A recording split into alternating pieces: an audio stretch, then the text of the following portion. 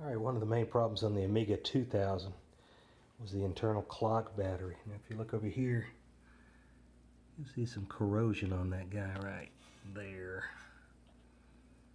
And that looks pretty rough. Those things, if you've got one in it, you're better off removing it. Because if you don't, you'll ruin your whole motherboard. So I'm about to take this one out, and we'll see how that does. And when you're taking this out, make sure you disconnect your power LED from this spot right here on the corner. And obviously we've already removed the power supply. Now the screws you see holding down the motherboard, there's several and they're easy to spot. Make sure you don't forget this one, which is by the ports on the back. Okay, once removed, the bottom of the motherboard has this protective shield on it. Now to get to the solder points, you'll need to take that off. Okay, once the shielding's removed, you can easily see the place you need to get to. Right there.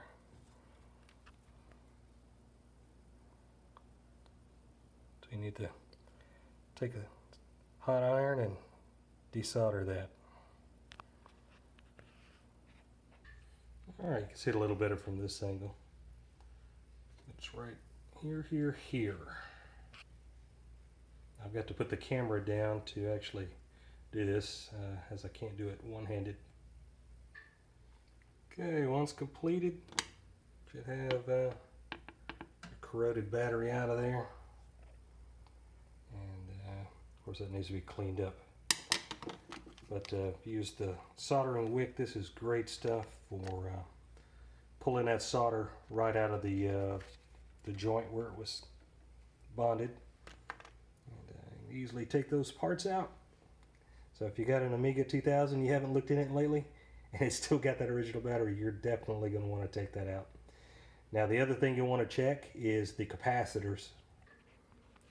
I've got several kinds in here, but the ones to note to see, these ceramic capacitors, they're probably just fine.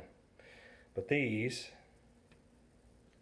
and this down here, this is an electrolytic capacitor. That thing will eventually pop and explode, and can corrode your motherboard. So as you can see, you got a little cleanup to do where that battery was. And what I'm going to do is order all of these capacitors, new ones, and replace those out one at a time, and get those out and do that before they pop. So luckily I haven't had any swell up and spill their contents at this point, but it's a matter of time. They all do eventually. So good to get those out of there and replaced. Then you're good for another 30 years. Alright, just a look at the inside of the Amiga 2000. And it is out of its case. And we'll get that cleaned up and we'll be good to go. Alright, here it is after the first round of cleaning. It doesn't appear to be too bad. One thing of note is its location to the processor. So if you look, you'll see the 68,000 processor, and we'll go ahead and take that out, make sure it doesn't have any corrosion going on any of these pins. Now you got to be careful getting them out. You'll see I bent one of the pins a little bit as I was pulling it out, but it appears to be okay.